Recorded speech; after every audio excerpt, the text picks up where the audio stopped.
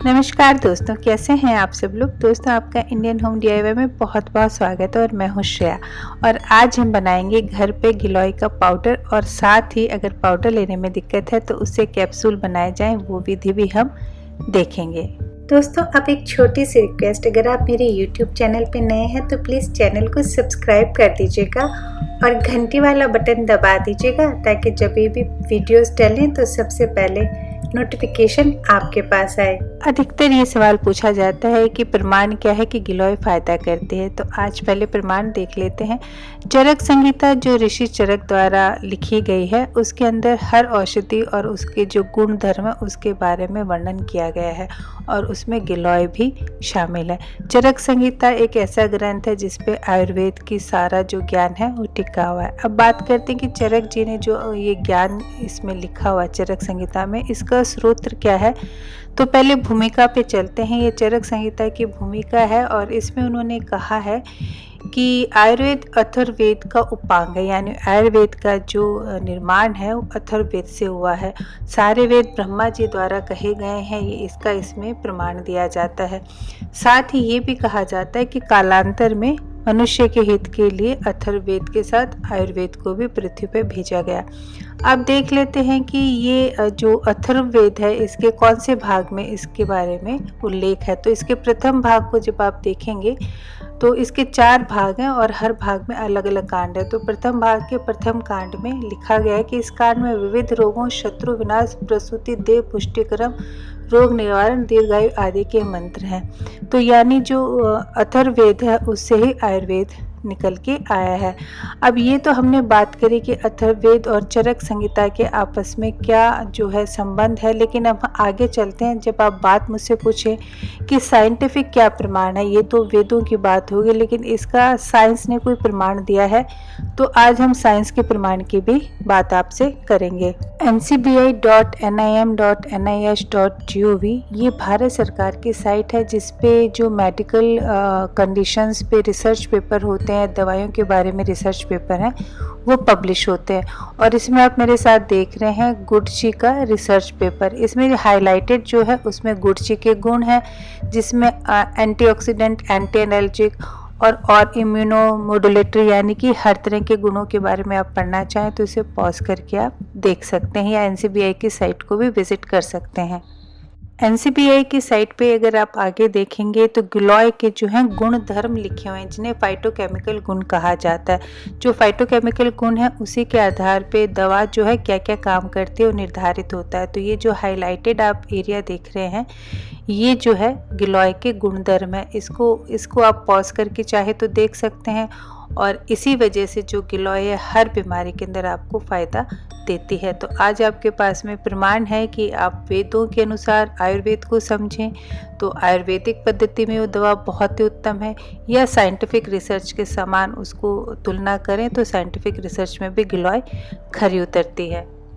आपको चाहिए गिलोय की डंडियाँ जिनकी उम्र कम से कम 1 साल पुरानी हो। अगर ये ज़्यादा उम्र की हो तो बहुत अच्छा होता है, क्योंकि इसके बीच में जो सफ़ेद चिपचिपा पदार्थ होता है उसी से दवाइयाँ बनती हैं। ये आधा इंच से अगर ज़्यादा मोटी हैं तो इसका मतलब ये 1 साल की हो चुकी हैं। इस तरह से आप गिलोय की डंडियों को छोटा छोटा टुकड़ों में काट लीजिए और उसके बाद इन्हें बीच से चीर लीजिए। उसका कारण ये है कि अगर आप गिलोय को साबुत ही छोटी काट के सुखा देंगे तो सूखती नहीं है, और ये गिलोय की तासीर है। क्या आप जानते हैं कि गिलोय के छोटे टुकड़े अगर आप नीम के पेड़ पे रख दें तो अपने आप ही जड़ पकड़ के नीचे की तरफ आ जाते हैं। अब इस तरह से गिलोय की सारी डंडियाँ आप छील लीजिए, क्योंकि ये जो छिलका है ये गिलोय को सूखने नहीं देता है। इसके बाद आप इन्हें धो लीजिए और धोने के बाद कमरे में छांव के अंदर सुखा दीजिए। एक बात का आप ध्यान रखें कि सुखाते समय आप कपड़े का ही उपयोग करें, अखबार पे इन्हें ना सुखाएं, क्योंकि जो अखबार की केमिकल डाई है वो इनसे मिल सकती है। अभी देख रहे हैं पहला दिन है और इसी तरह से लगभग ये 4 से 5 दिन लेती है सूखने के अंदर। गिलोय को सूखने में 4 से 5 दिन लगते हैं अगर आप बहुत पतली इन्हें काटें तो। जब आप इन्हें इस तरह से हिलाएंगे तो इनमें से आवाज़ भी आती है। थोड़ा सा तोड़ के देखें, अगर टुकड़े आसानी से टूटने लगे हैं तो इसका मतलब गिलोय आपकी पिसने के लिए तैयार है। लेकिन अगर टुकड़े टूटने में थोड़ी दिक्कत लगे तो फिर आप उन्हें 1 से 2 दिन और सुखा लीजिए। अब आप इन्हें छोटे टुकड़ों में काट के और मिक्सी के जार में डाल दीजिए। पिस तो बड़े टुकड़े भी जाएंगे, लेकिन ये मिक्सी के ऊपर स्क्रैच डाल देते हैं। जब आप पीसेंगे तो इस तरह से नज़र आएगी। और अब आप छलनी लेके इसे छान लीजिएगा। आप चाहें तो कपड़ छान भी कर सकते हैं। अभी जो ऊपर जो मोटी टुकड़े गिलोय के बचे, इन्हें वापस एक बार मिक्सी के जार में डाल के आप पीस लीजिए, ताकि आपके पास ज़्यादा से ज़्यादा पाउडर तैयार हो सके। इन्हें कैप्सूल में बदलने की मैं नीचे डिस्क्रिप्शन बॉक्स में लिंक डाल रही हूँ कि आपको कैप्सूल कहाँ से ख़रीदने हैं। ये शाकाहारी कैप्सूल हैं, यानी जिलेटिन बेस्ड कैप्सूल ने अमेज़ॉन पे आपको आसानी से मिल जाएंगे, लेकिन रिसर्च करके लीजिएगा। ये निश्चित कर लें कि 0 साइज़ के हों, FDA फसाई द्वारा अप्रूव्ड हो। 0 साइज़ का मतलब 500 मिलीग्राम आप एक बार में पाउडर उसके अंदर फिल कर सकते हैं। तो अब फिल कैसे करना है, बहुत आसान है। दस्ताने पहन के कीजिएगा। कैप्सूल के कैप को अनलॉक कीजिए और थोड़ा सा कैप्सूल को हिला लीजिए। ज़्यादा ताकत मत लगाइएगा, नहीं तो ये टेढ़ा हो जाता है। जब ये अच्छे से भर जाए तो इसके ऊपर कैप को लगा लें। कैप लगाना आसान होता है अगर आपने इसमें से हवा निकाल दे और इसको ज़्यादा प्रेशर ना दें, और बस इस तरह से हल्का सा पुश करें और आपका कैप्सूल तैयार है। अगर आपको किसी वजह से गिलोय की डंडियाँ नहीं मिलें तो आप किसी भी अच्छी कंपनी का गिलोय का पाउडर ख़रीद लीजिए। बस ख़रीदते समय आपको ध्यान रखना है कि उसके जो इंग्रेडिएंट्स हैं उनके अंदर कोई भी प्रिजर्वेटिव ना डला हो। प्रिजर्वेटिव अगर सोडियम बेंजोएट है या सॉर्बेट है तो इससे सर दर्द, उल्टी आना, चक्कर होना, जी घबराना इनिशियल जब आप लेते हैं तो साइड इफ़ेक्ट होते हैं। तो जैसे इसमें आप देख रहे हैं कि 100% गिलोय का पाउडर है, तो इस तरह की अगर आप पाउडर लेते हैं तो खुद भी घर पे इनको लेके कैप्सूल बना सकते हैं। अब लेने की विधि देख लेते हैं कि अगर 5 साल से ज़्यादा उम्र के बच्चे हैं तो इनको गिलोय का कैप्सूल दिया जा सकता है, लेकिन आपको एक बात ध्यान रखना पड़ेगा कि इसे खाली पेट नहीं देना है।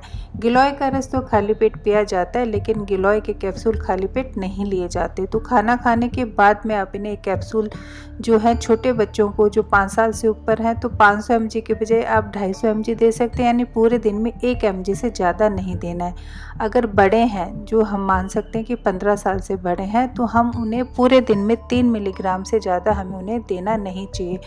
यानी 3 मिलीग्राम के हिसाब से आप अपनी जो है दवा की खुराक निर्धारित कर लें और उसे 3 भागों में बांट लें, सुबह का नाश्ता, दोपहर का खाना और रात का खाना। या फिर आप 2 भागों में बांट लें, सुबह का नाश्ता और रात का खाना, और उसे आप ले सकते हैं।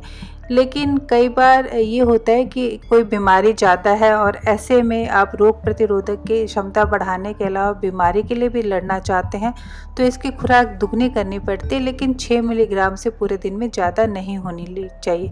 लेकिन अगर कोरोना है या आपको हाइपरटेंशन है, डायबिटीज़ है, हार्ट डिजीज़ है, अर्थराइटिस है या और कोई अन्य समस्या है, तो फिर आपको गिलोय का रस अन्य जड़ी बूटियों के साथ में लेना चाहिए। आप अपनी एलोपैथी की दवाइयाँ चालू रखिए। इसे कांच की शीशी में आप प्लीज़ स्टोर करके रखेंगे, और जब आप इसका ढक्कन लगाएं तो उसमें सब में मेटल होता है, तो आप कृपया करके ध्यान रखें कि कागज़ या कोई कपड़ा इस तरह मुँह पे लगाएं, क्योंकि गिलोय के रासायनिक घटन कई बार मेटल के साथ रिएक्ट कर जाते हैं। जिस दिन से आप लेना प्रारंभ करें उस दिन की तारीख डाल दें, ताकि आपको जो शरीर में आपके सुधार है, बीमारियों से जो छुटकारा मिलेगा और रोग प्रतिरोधक क्षमता जो बढ़ रही है उसके बारे में आपको फिर ध्यान रहे।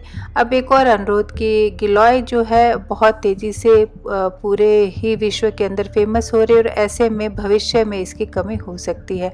तो इस तरह छोटे छोटे टुकड़े आप पॉलीथीन बैग में लगा दें। जब इनमें पत्तियां आ जाएं तो बस किसी भी नीम की जड़ में इन्हें लगा दें, या फिर आप किसी बड़े गमले के अंदर शिफ्ट कर दीजिएगा। यदि गिलोय के पाउडर से बनी हुई जानकारी आपको अच्छी लगी है तो इसे कृपया करके शेयर ज़रूर करें, ताकि अधिक से अधिक लोगों की मदद कर सके।